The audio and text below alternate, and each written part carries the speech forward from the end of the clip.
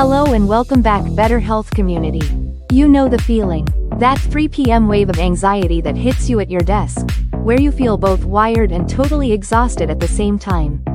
Or maybe it's the restless night, tossing and turning, unable to quiet your racing thoughts, even though you feel physically drained. We're so quick to blame stress, a demanding boss, or just life. But what if the real culprit is sitting right there on your desk, in your favorite mug? Before we sip into the details, show your support for this channel by clicking the like button. If you're new, consider joining the Better Health community today. As a member, you'll get weekly content on science-backed health tips, workout routines, music, superfoods and more. Shop online and get huge discounts on all our organic vitamins, energy drinks and supplements. Better Health, Wellness and Fitness. Because better health is for everyone. Shop online and get huge discounts on all our organic vitamins, energy drinks and supplements. Better Health, Wellness and Fitness. Because better health is for everyone. That daily cup of coffee, that energy drink, that afternoon tea, the very thing you rely on to get through the day, might actually be turning on you. It's a tough pill to swallow, because for so many of us, caffeine is more than a drink. It's a ritual, a comfort, a tool. But your body has its own way of talking, and sometimes it sends signals that are just too important to ignore. Look, this isn't about demonizing caffeine. For most healthy adults, up to 400 milligrams a day, which is about 4 cups of brewed coffee, is generally considered safe. But that's a guideline, not a universal rule.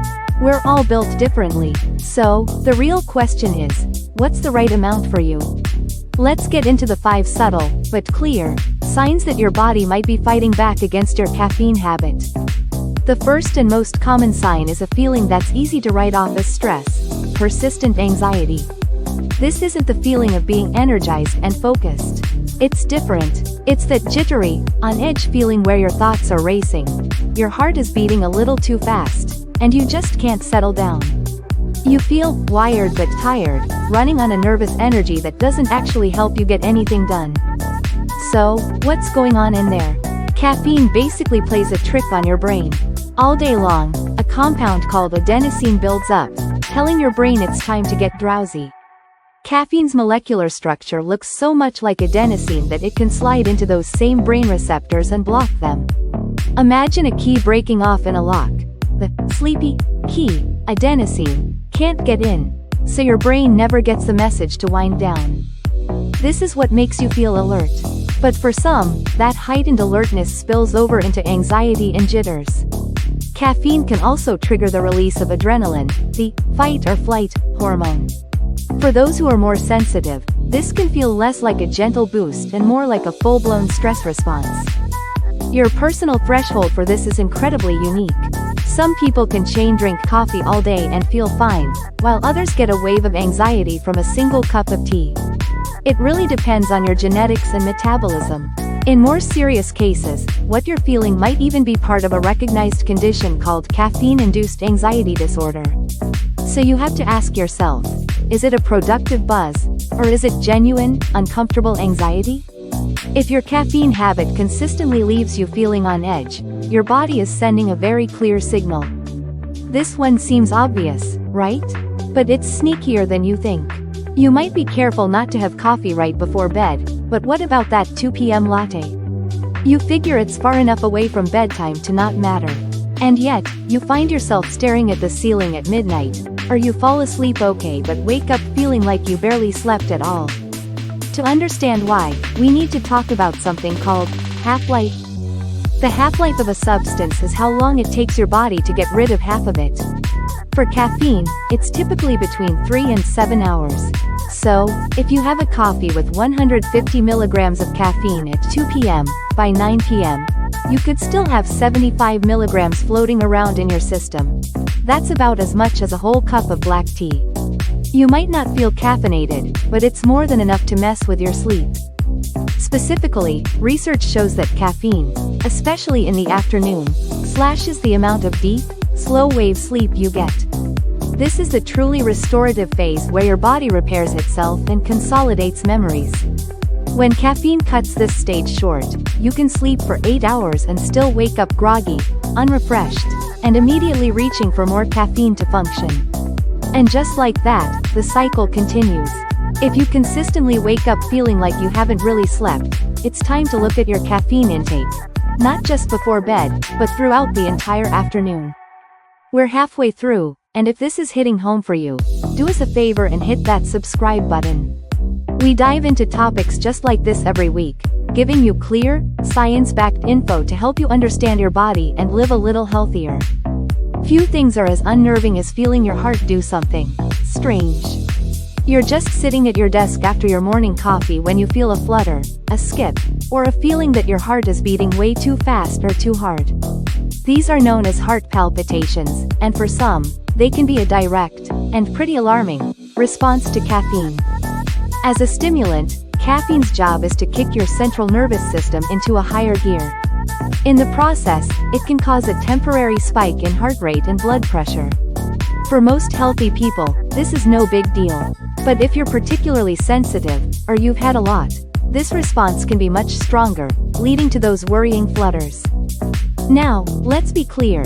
The old narrative that coffee is just plain bad for your heart is largely outdated.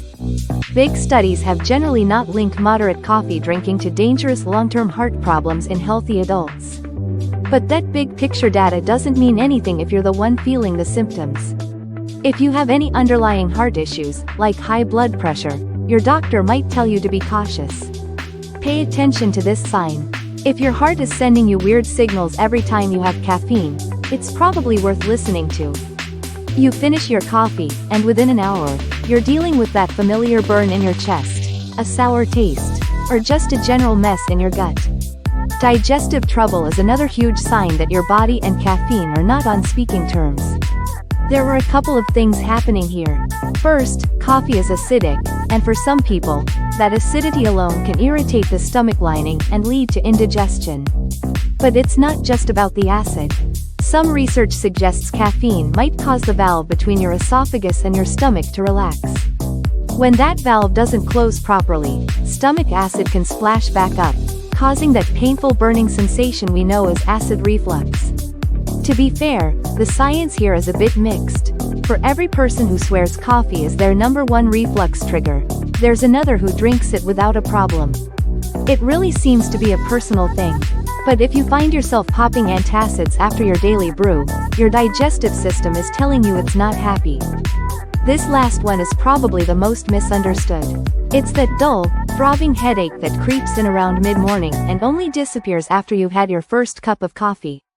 You might think this is your body needing coffee, but it's actually a sign of something else entirely, a caffeine withdrawal headache.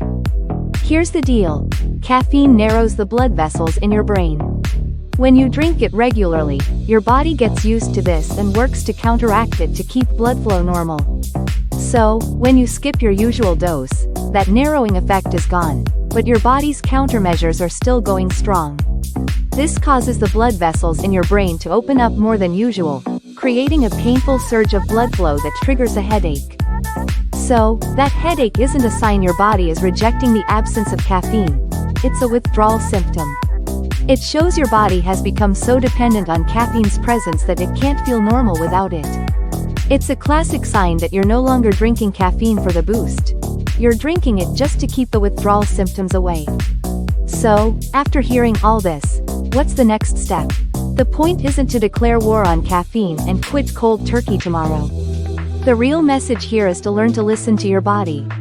If these signs are ringing true, it might be time for a caffeine reset. Instead of quitting abruptly, which can trigger some nasty headaches and fatigue, try a gradual taper. Slowly cut back your intake over a week or two. Switch one coffee to a half CAF, then to a full decaf. Swap your afternoon coffee for an herbal tea. This gives your body time to adjust without the shock. As you cut back, you can explore other options. Decaf coffee gives you the ritual without the jitters. Herbal teas like peppermint or chamomile are warm and comforting. And then there's matcha. Matcha is interesting because while it has caffeine, it also contains L-theanine, an amino acid that can promote a feeling of calm alertness. For some, This combo blunts the jittery edge of caffeine. But if you're super sensitive, be aware that matcha can still be too much. Let's recap the 5 signs. Number 1. Constant anxiety and jitters. Number 2. Poor, unrefreshing sleep. Number 3. Heart palpitations. Number 4. Digestive issues and acid reflux. And number 5. The classic rebound headache from withdrawal. Ultimately, this isn't about labeling caffeine as good or bad. It's about empowerment. It's about being an active listener to your body's signals. The goal might not be zero caffeine, but finding the right amount for you. An amount that serves you instead of working against you. And one last, very important point. While caffeine can absolutely cause these symptoms, they can also be signs of other health conditions, like anxiety disorders, sleep apnea, or thyroid issues. If any of these symptoms are severe, persistent, or new for you, please step away from the coffee pot for a minute and pick up the phone. Talk to a doctor to get a proper evaluation. Now, we want to hear from you. What's your relationship with caffeine like? Have you ever experienced any of these signs? Let's start a conversation in the comments. Sharing our experiences is one of the best ways to learn. And if you're ready to learn more about optimizing your health, check out this video next. Thanks for watching.